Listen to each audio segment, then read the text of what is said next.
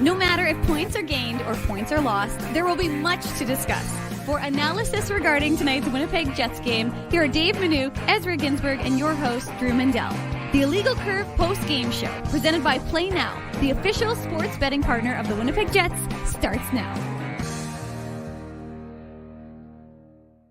Good afternoon, Winnipeg. Good afternoon, Manitoba. For all those joining us live this afternoon on our YouTube channel and all of our social media platforms, we say good afternoon, universe, and welcome to the Illegal Curve post-game show with Dave Manouk. I'm your host, Drew Mandel, here to discuss a come-from-behind victory by the Winnipeg Jets, the remain perfect on the season Winnipeg Jets. 6-3, they come back to beat the Pittsburgh Penguins this afternoon. Bryan Little Appreciation Day certainly was appreciated by those who were in attendance, and we appreciate you joining us here on the Illegal Curve post-game show presented by Play Now. Dave Manouk, good to see you again on this Sunday afternoon. A lot of emotion in the building to start, a little bit of a letdown early in the second period, but a lot of emotion to end an all-around great afternoon and great homestand for the Winnipeg Jets. Yeah, there's no question about it, Drew. I mean, it started from, an hour and 15 minutes before the game got underway officially, and we heard from Bryan Little. He had a chance to come back, and he's not a guy, he said in the media availability, he doesn't like the focus to be on him. Interesting career choice to be a professional hockey player where the eyes are only on you, but he got to be the focus of attention in Winnipeg. And as we discussed on yesterday's show, he didn't really get that chance, obviously based on the injury, not knowing what his health status would be after 2019. And then of course, with COVID, there was really kind of that missed opportunity for fans to get to acknowledge him, for him to be able to thank the fans.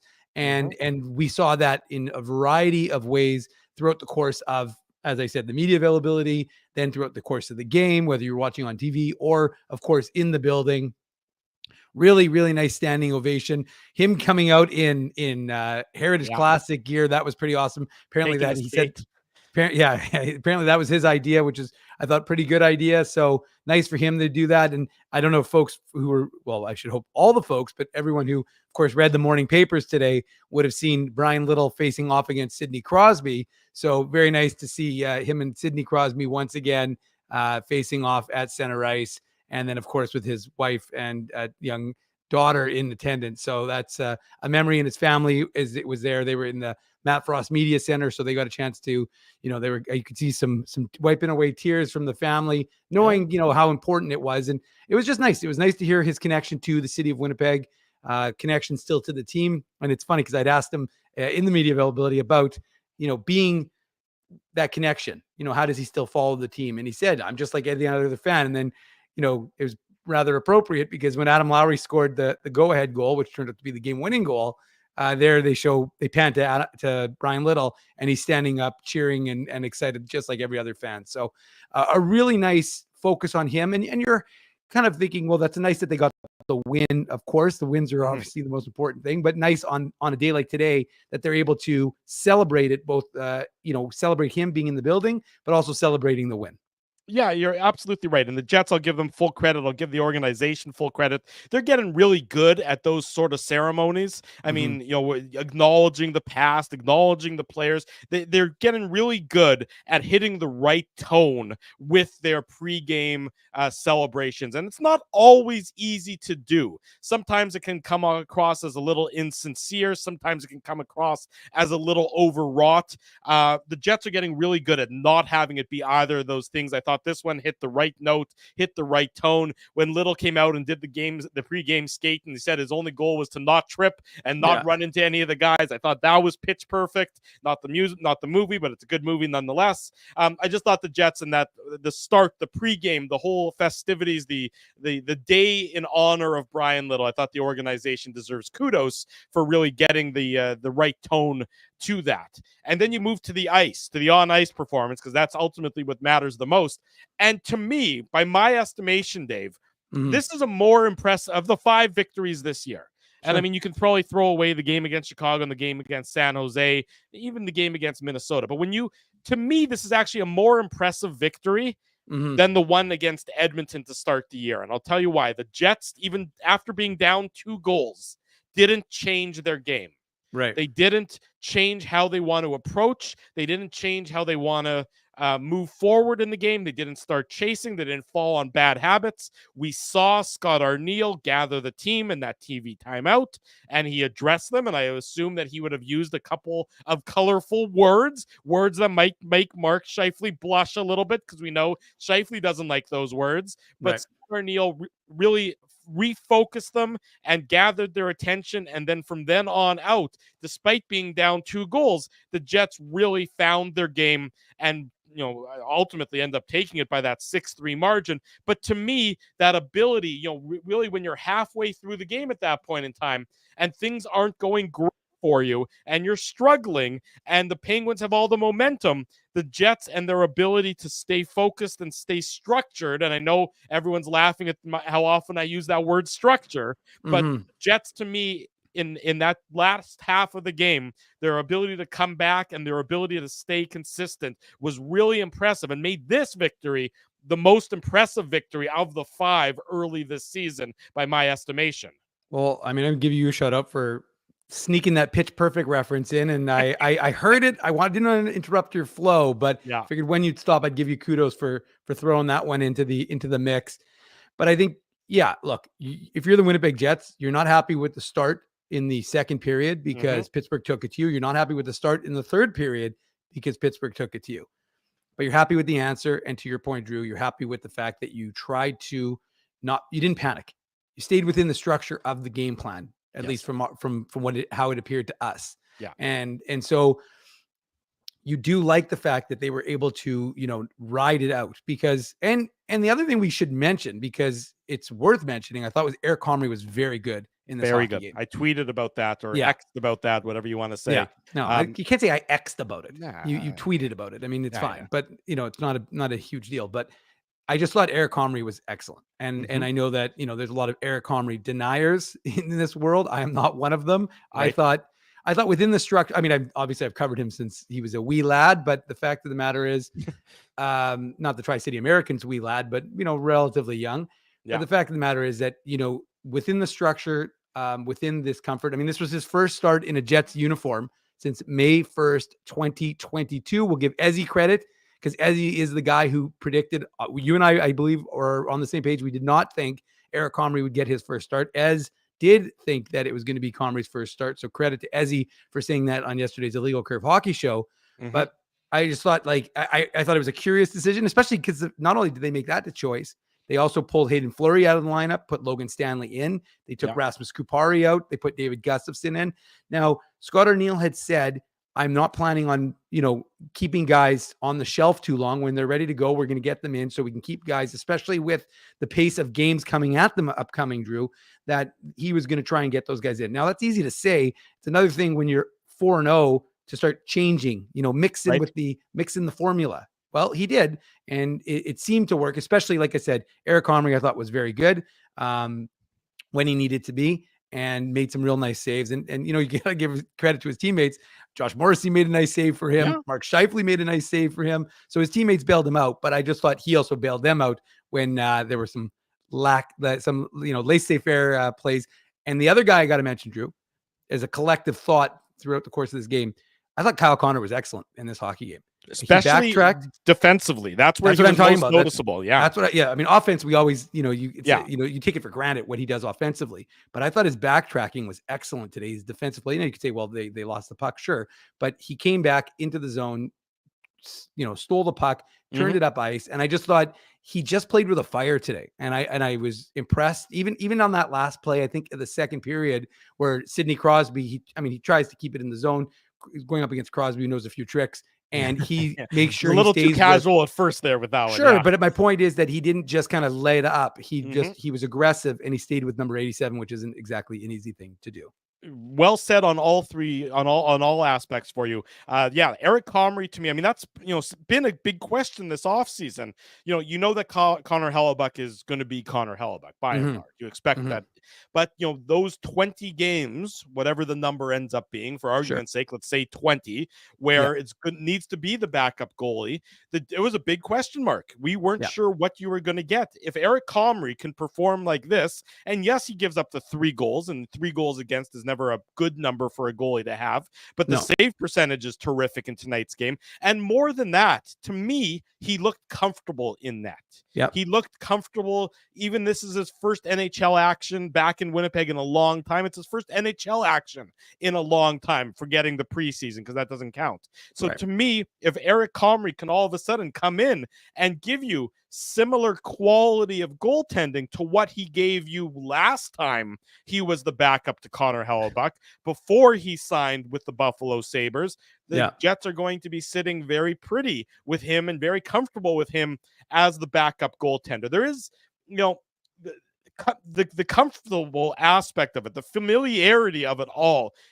It really might be an asset. It might be a positive for this Jets team and this Jets organization. That's why I think, to some extent, why Eric Comrie won the job in the preseason. Kaapo Kähkönen really didn't take advantage of the opportunity that was sitting in front of him there. And Comrie, he's comfortable. The players know him. The players like him. They want to. You don't think that Josh Morrissey and Mark Scheifele want to do everything they can to make Eric Comrie's life a little bit easier? Of course they do. They do for any goaltender. I'm not saying it's specifically for Comrie, but the familiarity and the close-knit aspect of him with those guys make it so that you want to help out your brother just a little bit more. And I thought Comrie was great tonight, and probably the Jets management team and the coaching staff are really got a breathing a sigh of relief there as they get set to deal with Eric Comrie as their goaltender moving forward. We're awaiting Scott Arniel in the Matt Frost Media Center. We'll bring him to you coming up any minute now here on the Illegal Curve post-game show, courtesy of our friends at Play Now. What about, I don't know if you noticed, Drew, but I chuckled at one point when you were talking. I was listening, but Dan Robertson gave a little response, TSN play-by-play voice, to your tweet about our boy Timmy, who Drew noticed was on the broadcast, featured on the broadcast. Drew said it's got a lot more handsome on the TV broadcast. I just saw Dan the response. Robertson said, and I quote, "No argument here." So Dan giving a little throwing a little shade at IC. It was funny. I don't know. Yeah, it was just a funny coincidence. I just happened to, I was watching that. When was that, by the way? Hang on. Here's Scott Arniel. I've spoken recently with another NHL coach who talked about just how hard it is to kind of, get consistency. It's a buy-in every night. It's really difficult to play defense and all those kind of things. And, Eric Comrie just talked about, he's been around about the buy-in and how unusual the level of buy-in is that this team has. You've been with a lot of different teams. How do you kind of describe what you get from your team as far as buy-in? Yeah, like you said, it's a long season, and it's hard to get guys to continually do it every night.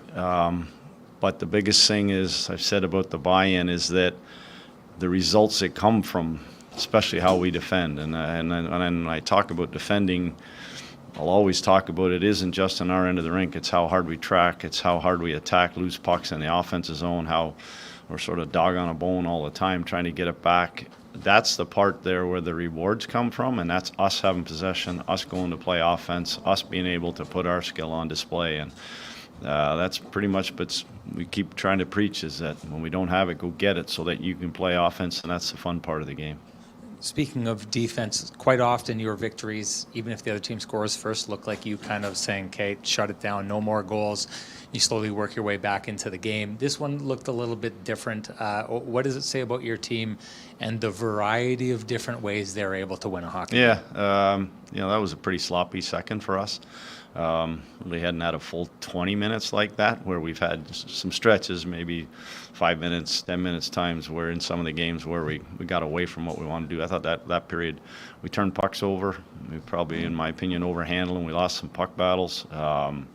Just spent more time trying to chase and get the puck back than we did, in the other two periods. And, we got back to it. Actually, before I go about the third period, that that 6-on-5 goal and then the 4-on-4 goal, that like all of a sudden we weren't great in that period, but we found a way to get ourselves back into it.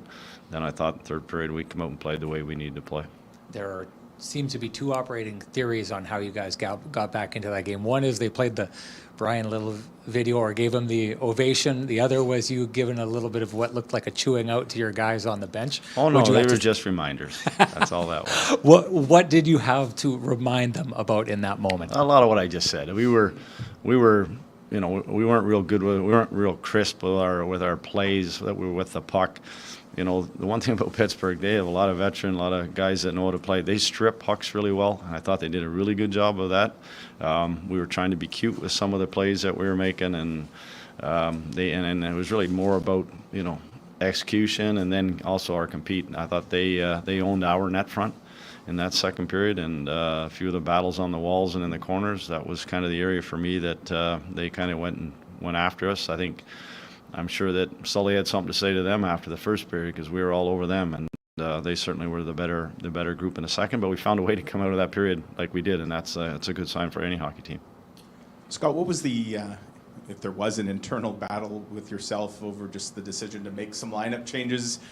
You probably normally don't like to change a winning lineup, but you also don't want to let guys sit too long. So just maybe take us through that process. Yeah, the big thing first with Stan was you know, that he was progressing. He's been going here for the last few practices, and I wanted to get him a home game before we got out on the road, and so he could feel comfortable here. You know, obviously comms, we needed to make that sooner than later. We had to get him in there so that you know, obviously we know what's coming down the road with the schedule with Helly. And then Gus, I don't want anybody coming out of training camp and, you know, I'd be sitting there for a while. I wanted to get him in and get him a look at him. So just it's I don't know if it's ever the right time, you know, and you know, or the wrong time, I guess. I just wanted to get them in. I thought at home here, an afternoon game, some fresh legs, just an opportunity to do it. And how would you assess specifically Eric's performance? A lot of shots. I think they ended up over north of 40, which is a bit unusual for your group to give up that many shots. Yeah, it is. It's also a trait of Pittsburgh. They're a shot volume group, and that's something they've done for a number of years. They've put a lot of pucks to that blue paint, and then they try to go to work there. And he was great. You know, the first two goals are open nets. You know, kind of our breakdowns that led to that. But at the end of the day, you know, we're going to rely. I need to rely on him lots this year because of the Four Nations Cup, the compact schedule that we have. So, really liked what I saw. You know, he seems composed. There's a lot of scrambles around him, pucks kind of around, and he found a way to find those loose pucks. And you know, great to see. Scott, you know what Bryan Little means to the organization. What was it like to have him, you know, involved and see him honored the way? Yeah, that was great. Obviously, first time kind of doing it that way for the organization and having a guy in equipment and skating out there. He was extremely nervous. It was unbelievable. A guy that's played that long, but he was really nervous about the whole night. That his wife and daughter could be here to celebrate with him. It was. I thought it was a great tribute. And then we all saw the.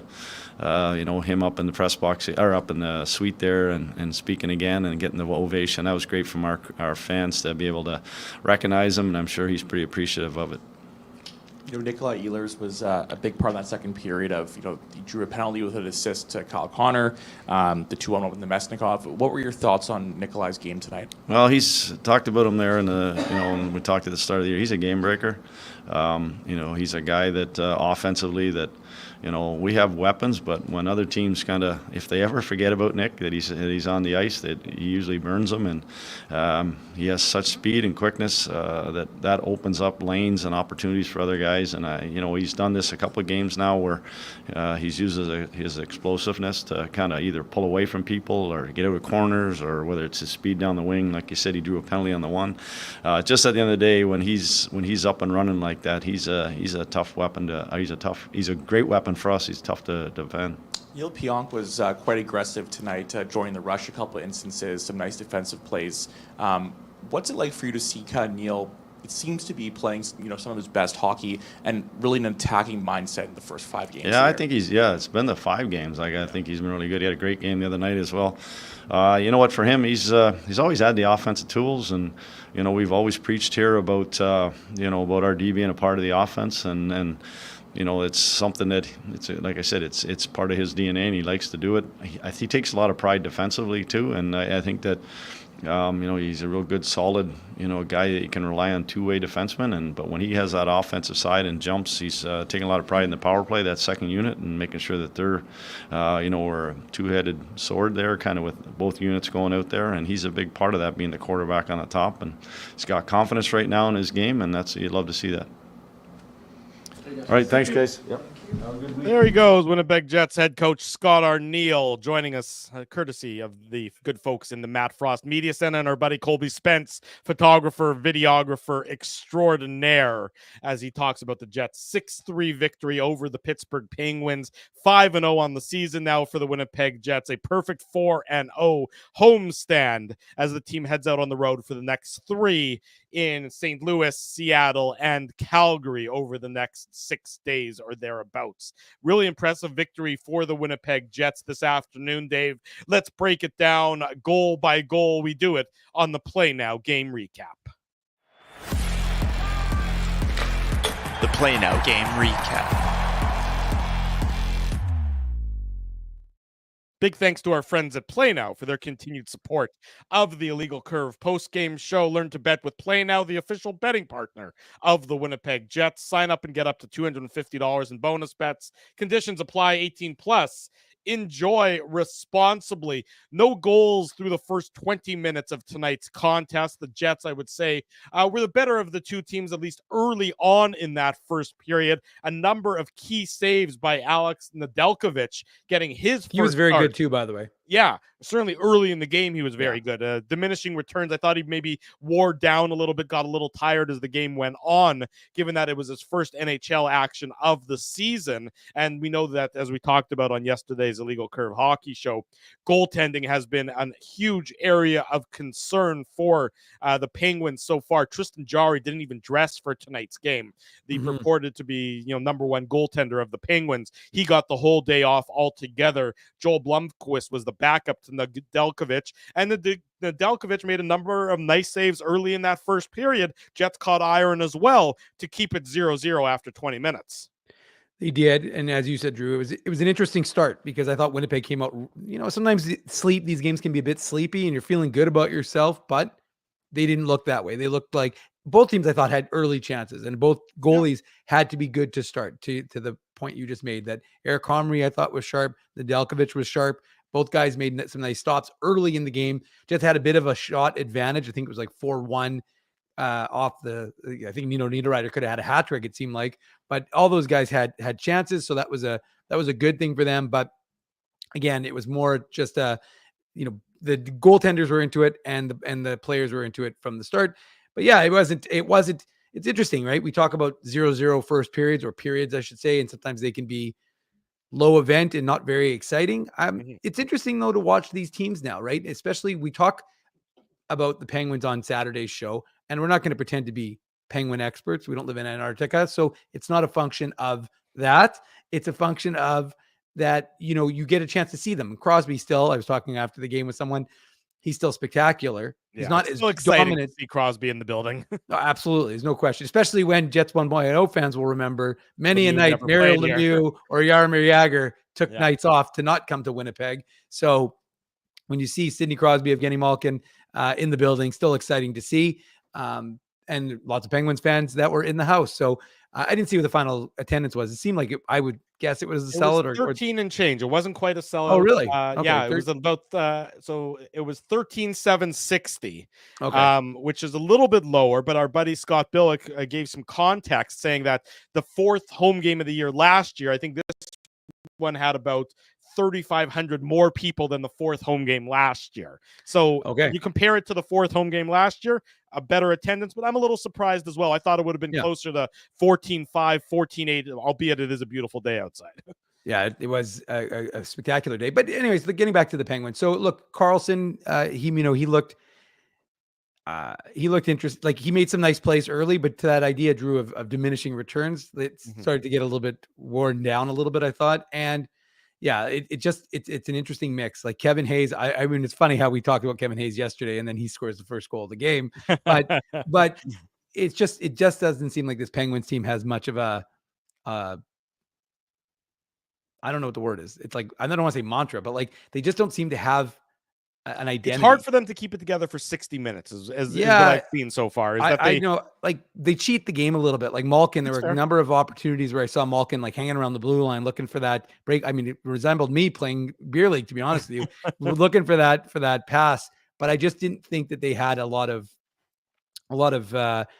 depth in that lineup, and it was pretty evident. And like I said, there were some nice individual plays and some obviously very nice individual players, but that Penguins team just doesn't seem like they're going to be able to mix it up with the big boys in the East, at least to my mind. And so, yeah, like we talked about, and on the show, they seem to do well against the lesser opponents, and they just can't seem to do well against the ones that are upper echelon, or whatever you want to call them, however you want to reference the Carolinas, the Rangers. Yeah, like you said, structure. That's what I said yesterday. Same thing we said yesterday, that they lose their structure playing against teams with structure, because that seems to be how it's been through the first 7 games of the season for the Penguins so far. They do open the scoring though, and that's in the second period. It's on the power play. This with Colin Miller in the box. He takes that slashing penalty late in the first period, and with a mere number of seconds left on the power play opportunity, a great pass from Ricard Raquel, who spots Kevin Hayes, and Hayes, very veteran guy at the end of his career, but he still knows how to put the puck in the net, finds some soft ice, and Raquel hits him with a perfect pass. Absolutely no chance for Eric Comrie on this one. Perfect pass, great shot, and the Penguins lead 1-0 a minute 30 into the second period. Yeah, and like you said, Drew, I mean, we can say that Kevin Hayes isn't the player that he used to be, which I don't think is a misstatement, especially when he was traded by the Winnipeg Jets. But at the same time, he's still able to tap in a puck like that. And, it's a bit of an unfortunate situation because the Jets, I thought, had, possession and they could have cleared the puck, and they didn't. And so, they get burnt because at that point it looked like I said, Josh Moore.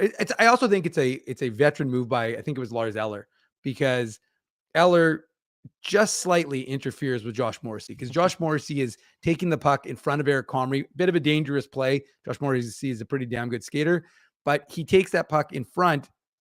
Again, like I said, high risk, but if he's able to clear it, then it's not as big a deal. And then, it's just a perfect pass by Raquel over to Kevin Hayes, who's, Eric Comrie has no chance.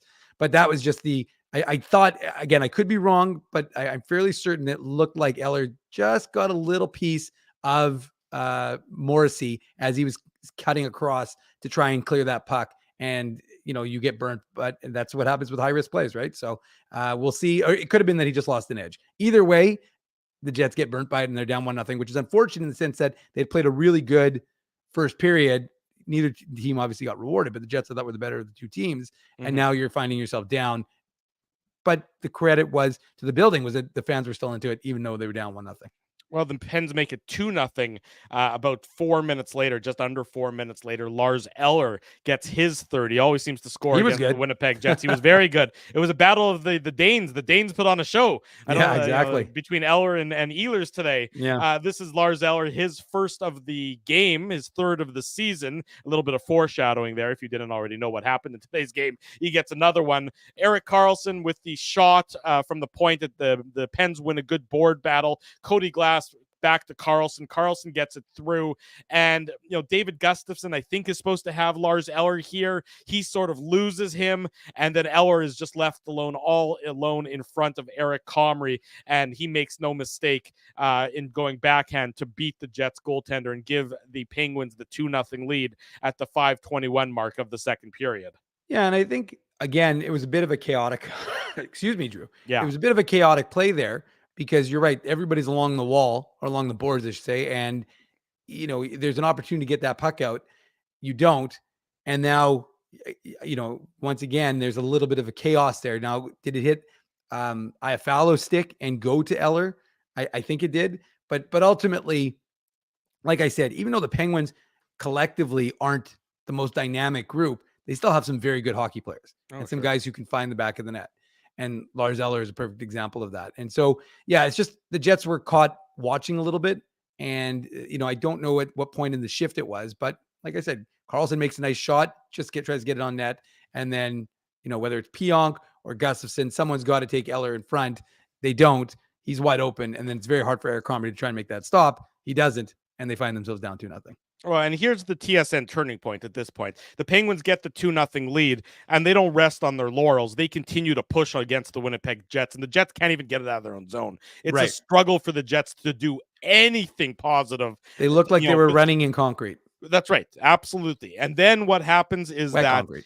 What happens is Vlad Nemesnikov is able to break the puck out after the Jets had been hemmed in, and then on a delayed penalty. So Nemesnikov relieves the pressure by getting it out of the zone. The Penguins are about to be penalized. The ref's arm is up in the air. The Jets get the extra skater onto the ice as Comrie skates to the bench and Kyle Connor jumps on. And then the Jets have the 6-on-5 advantage in the Penguin zone. Colin Miller with a nice pass to Nikolai Ehlers, and then Ehlers moves around in the Penguins defensive zone, and with that great vision that he has, he sees Connor, the guy who's come off the bench as the extra attacker. He sees Kyle Connor, feeds him a great seam pass. Connor makes no mistake in beating Nedeljkovic. It felt for everybody like it was about to be 3-0 for the Penguins. Instead, what's happened? It's now 2-1, and the Jets, who played a pretty terrible first 10 minutes of the second period,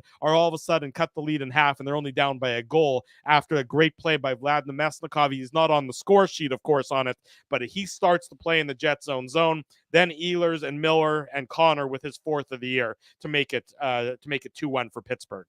Yeah, Drew, and it's funny, right? Because we talk about it so often where guys don't get credit for a play, right? You don't get an assist, fine. We throw out plus minus, so you know Nemesnikov isn't going to get that reward. But for what he does, you know that goal doesn't go in the back of the net. And what you're saying is there was a very good chance it could have been 3-0. Instead, the Jets, completely changed the nature of the hockey game. And as Stu's saying there in the comments, it was the game changer, right? Because you could feel like it was 2-0, and now there's no pushback at that point, right? It's 2-0, right. And now you're like, now they're coming at you again in waves. You're not pushing back. You're not trying to regain the momentum in this hockey game. That's a problem. And instead, again, I'm not saying 3-0 is insurmountable, especially against the Penguins, but I just don't. It wasn't going to look good. It wasn't going to bring any life to that building. Instead, the delayed penalty call. And these guys continue to push. And I thought Ehlers was really good in this hockey game. And he made some real nice plays, especially, like you said, and Kyle Connor's shot is just lethal, which we've talked about. It's already his fourth goal of the season. He picked up where he left off last season to start the year, where he was just putting in the puck in the back of the net. And we were saying, is Kyle Connor on pace for 60 this year? And it seemed reasonable. Of course, we weren't talking about it this early in the season, Drew. We were talking about it a little bit later when he had whatever it was, like 18 goals in 20 games or something like that, some stupid number. But the fact is, Kyle Connor's shot is just so good that, when he gets that pass, and you can't undersell that pass, because that pass by Ehlers, so quick, so great. But what is one of the things we've talked about for this Jets hockey team? One of the keys is not taking too long to make decisions. And I thought that was another example of them, moving the puck around well, setting up, and then, spotting Connor, who finds, again, just a smart player who can find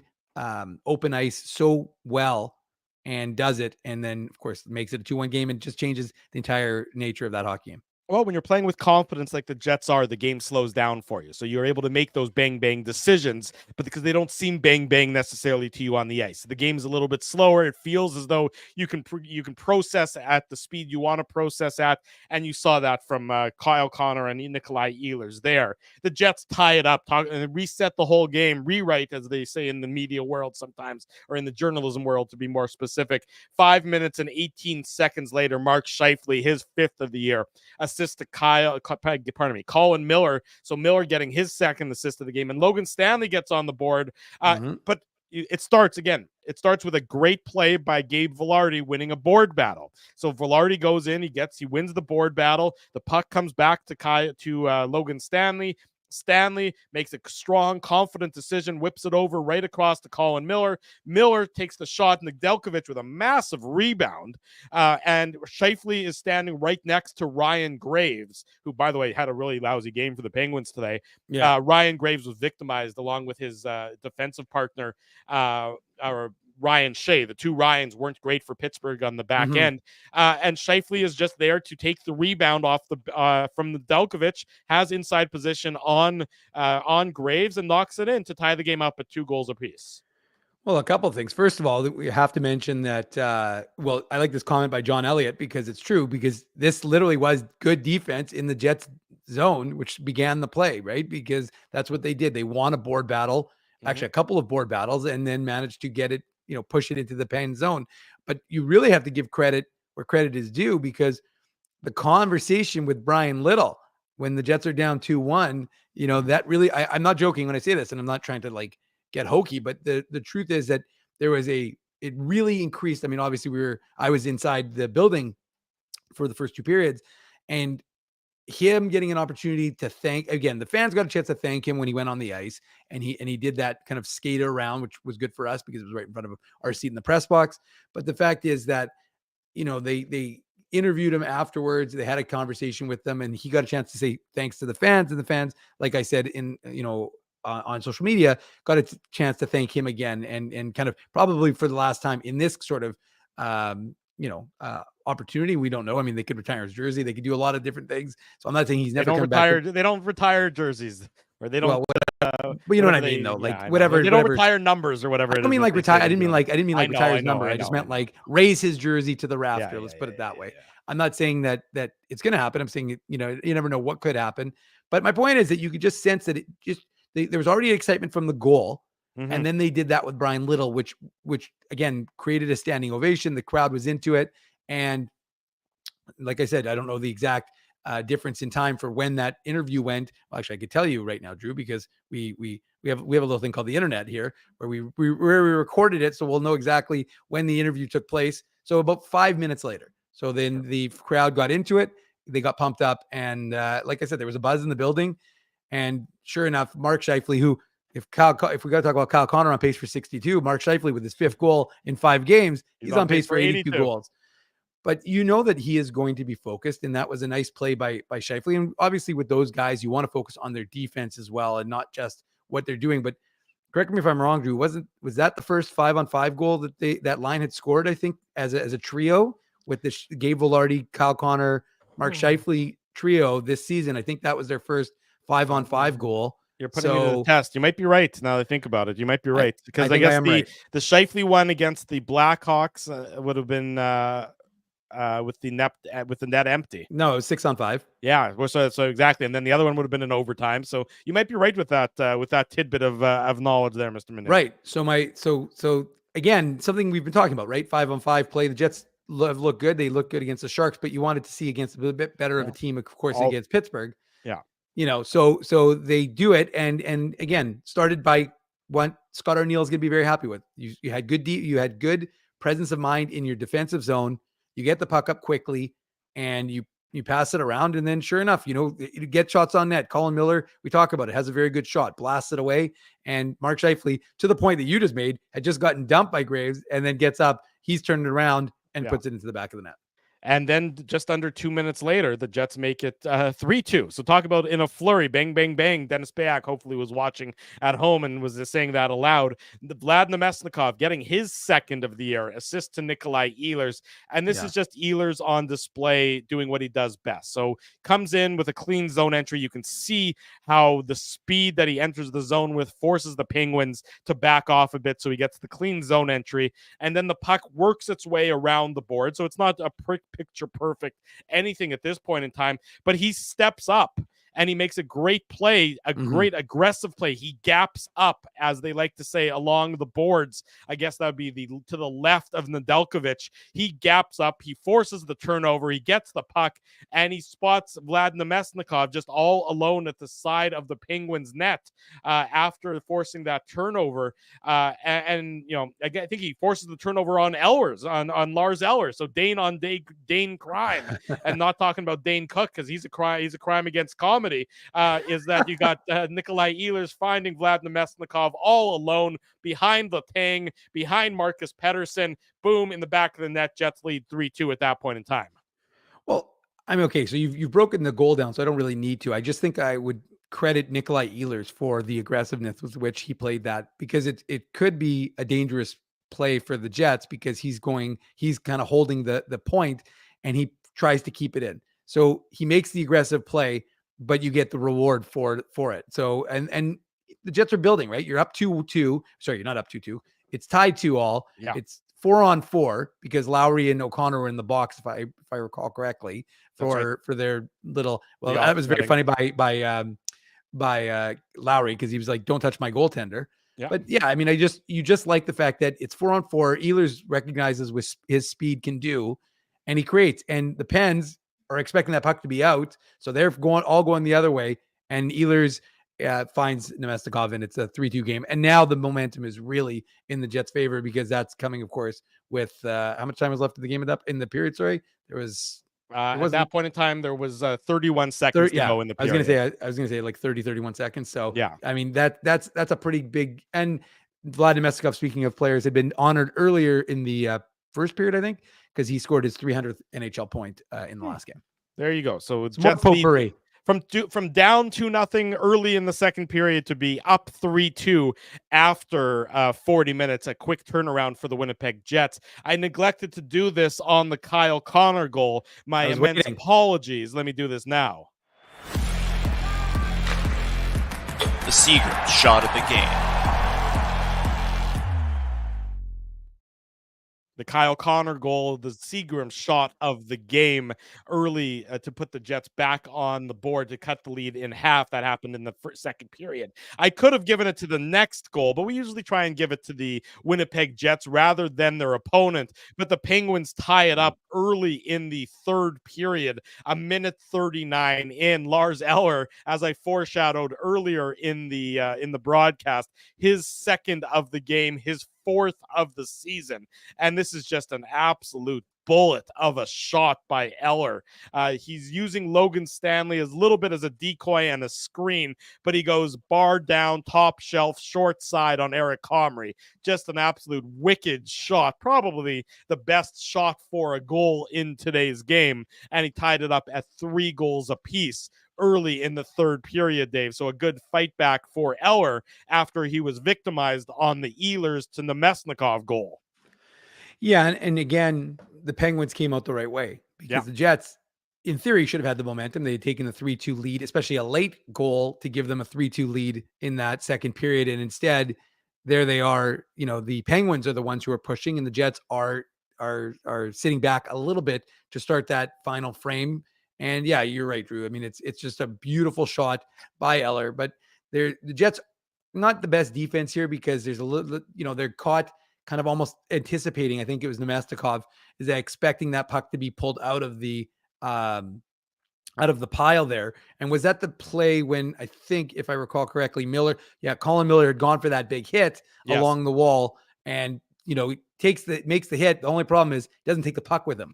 and it's great. It's great to have a big hit, but you have to separate the man from the puck and not leave him with the puck and then continue your momentum out of the zone. So a bit of a mistake by Colin Miller there that leads to that opportunity for Lars Eller.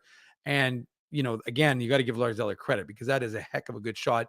Logan Stanley tries to get in the way, doesn't, and he finds top corner. So that was a real good shot, but probably a goal that you don't like if you're the Winnipeg Jets, because you had numbers to really prevent it, and then you didn't prevent it. So that's right. So 3-3 early in the third period. The Jets keep coming. It's Adam Lowry. It's 4:20 at the 4:20 mark. That's not an excuse to go get high, folks. At the 4:20 mark of the third period, Adam Lowry gets his second of the year, assist to Mason Appleton and Josh Morrissey. It starts with a clean face-off win. The puck back to Morrissey. Morrissey throws it towards the net, and I'll give Mason Appleton the credit that he was. Yeah, you better. That he has eyes in the back of his head somehow, and is able to redirect the pass from Morrissey onto the stick of Lowry. Lowry is in behind. It's Grizzlechick and it's I think Letang are the defense pairing here for the Penguins. Lowry gets position on both of them, and he backhands it past Nedeljkovic to regain the Jets the 4-3 lead. Just under 5 minutes into the third period. Yeah, it again, you've regained your momentum, because it was an opportunity for Pittsburgh, the way they kind of came out, and the Jets looked similar to the way they looked in the second period, Drew, which was a little bit slow and a little standing around. So you like the fact that they were able to do this. And, like I said, to me, the funny part when I had asked Bryan Little was, how do you stay connected to this team? And how do you this was of course earlier in the afternoon, and one part of his comment says, I think I get into it just like any fan.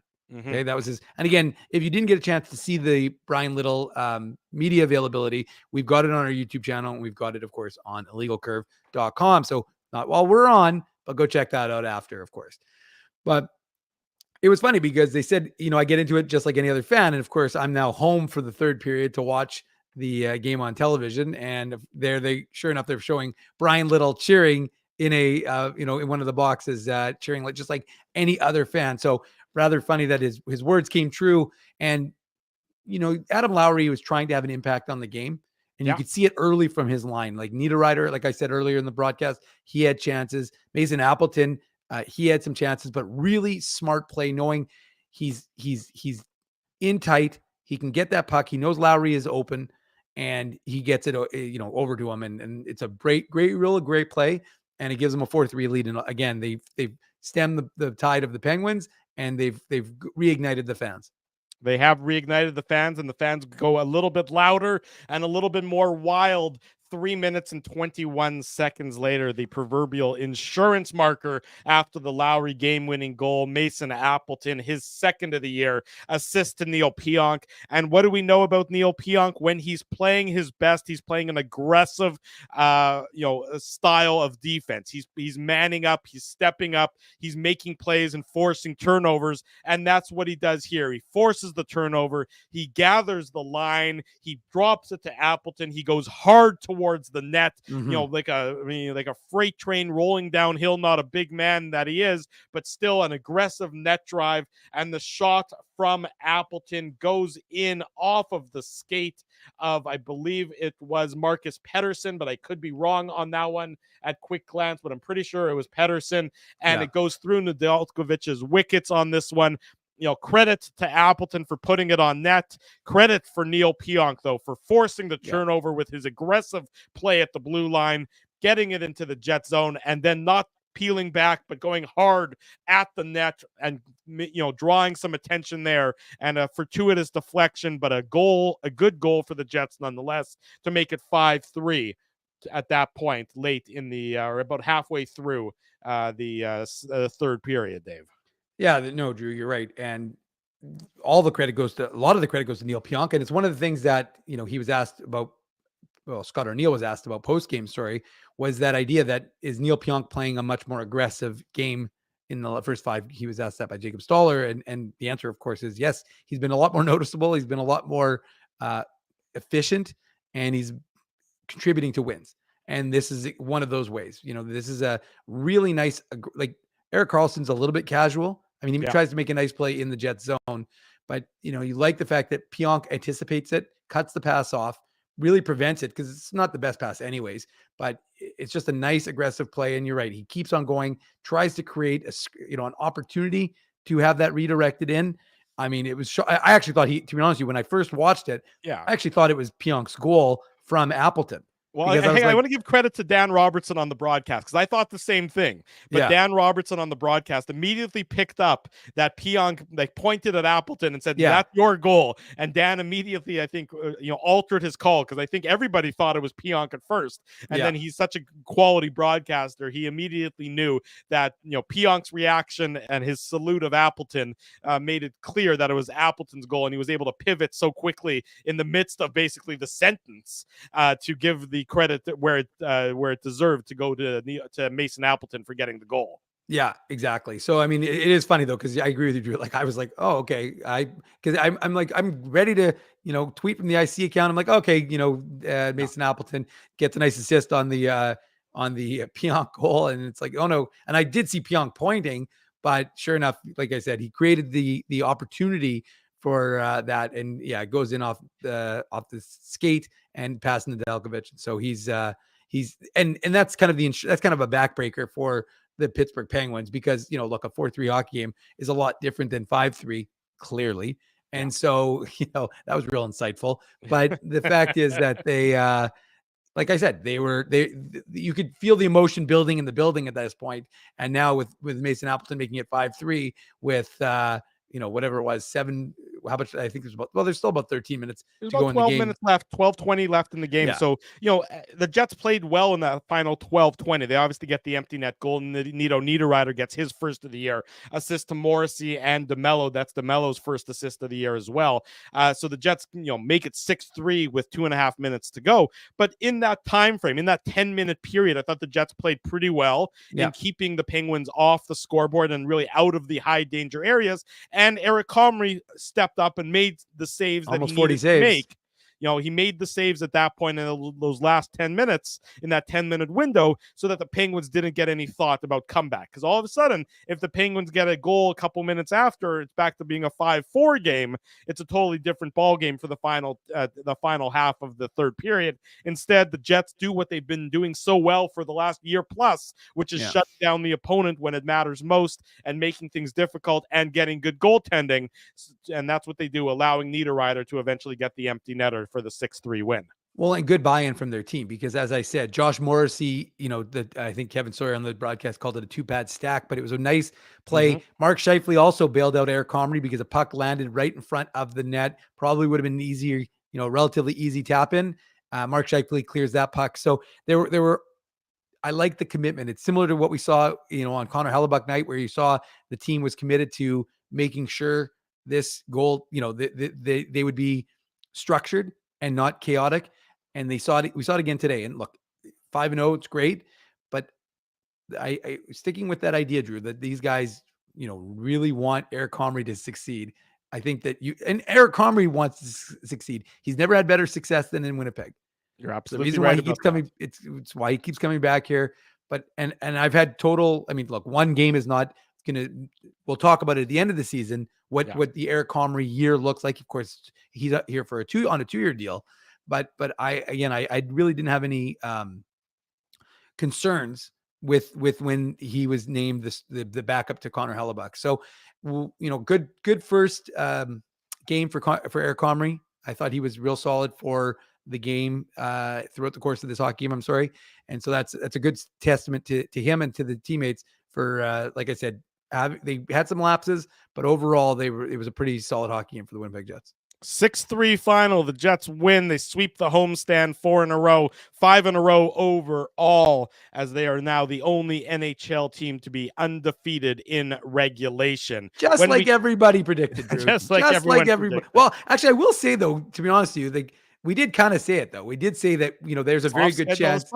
Yeah, there is a good chance that they could be 5-0. Now, it's easy to say that. It's a different reality, but I'm just saying, they took advantage of the scheduling that was presented to them. We'll see if they can keep doing that because the scheduling, of course, is going to get a lot more hard.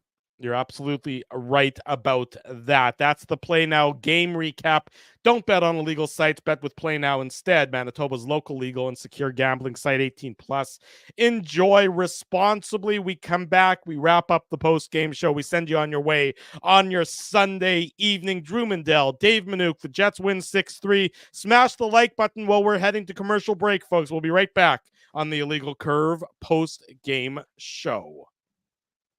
We want to thank you for not betting with Play Now and choosing our illegal gambling site instead. Because we couldn't afford things like this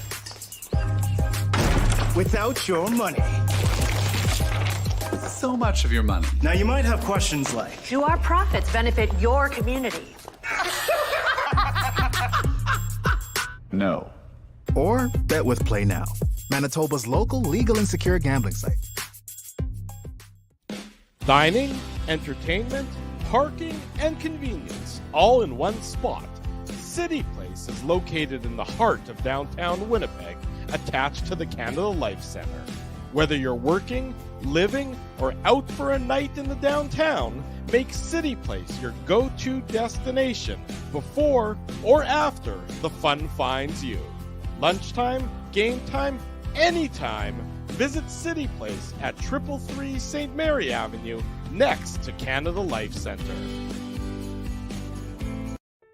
Holt Dental, the new official dentist of Illegal Curve, has a philosophy rooted in two unyielding principles: genuinely caring about patients and providing outstanding service.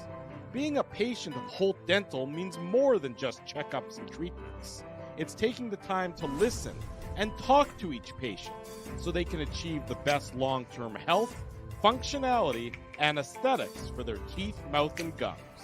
Conveniently located at Grant Park Festival on Taylor Avenue, Holt Dental is dentistry of the highest quality in a comfortable and relaxed environment. For more information, visit holtdental.ca.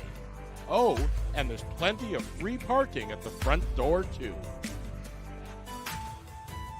Celebrating its 40th year as Winnipeg's home for stand-up comedy, Rumors Restaurant and Comedy Club has recently been named Canada's top comedy club and a top 5 comedy club in North America.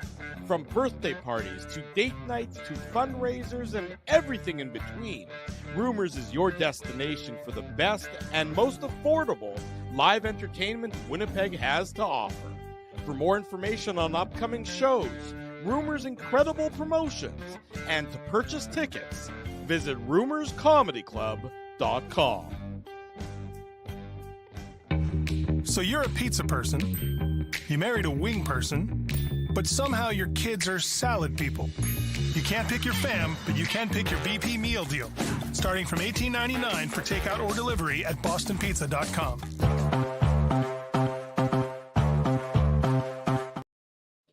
Welcome back to the Illegal Curve post-game show. Sunday evening, Drew Mandel, Dave Manouk. Game started in the afternoon. Post-game show went until the evening. That's how you bridge the two gaps between them. Jets next in action Tuesday. They head out on the road to St. Louis. Then a late night on Thursday against the Kraken before a Saturday night 6 o'clock local Winnipeg time start in Calgary against the Flames. Great start to the season. You really can't sugarcoat it much more than that, Dave. A great day in downtown Winnipeg. Everyone gets to salute Bryan Little. The team gets to get the home victory. Everything coming up aces for the Winnipeg Jets on this Sunday afternoon. A final thought from you before we wrap, because I have people at my house that are here for dinner now, so I really got to get going. Okay, well, I'll try and I'll be quick with my thoughts, but you can be. Well, succinct is not something any of us here at Illegal Curve Incorporated have ever been very good at, but as my brother likes to say, brevity is the soul of wit. Yes. So we'll see if I can be like that. But look, I think it's a very strong start to the season from this Jets club, and they've done the things that Scott Arniel wanted them to do. They've managed to get rotating some new guys, get some fresh legs into the lineup, get Eric Comrie a start, so he's going to be feeling good. You give Connor Hellebuck a little bit of a break. That's pretty good. So I think you've achieved. It's been a very unusual schedule, right? We've talked about it. This is a 4-game homestand, but they've been home for like 30 days. So they're going to head out on the road, Drew, as you said, for 3. But I think you're very happy. They're going to practice tomorrow before they head to St. Louis. So stay tuned for that. We'll have a practice report, of course, for you. But I think it's a very good start to the season, from the Winnipeg Jets. Everything came out the way you wanted. So there's going to be a lot of good feelings, and you'll build on this, but banking 10 points early in the year is so significant because don't take the points away from you. We said it all throughout last year when the Jets went on a similar start. They weren't this hot, but when they were on a similar start. So a really good to be able to bank these points and have 10 in the standings bank already to be perfect is real good. We didn't really talk about the special teams today, but we can assess it another time. Yeah. But I would probably finish my thought, Drew, on Bryan Little. I just thought it was such a nice testament to a player who was so important to this city, a player so important. They still haven't found his replacement.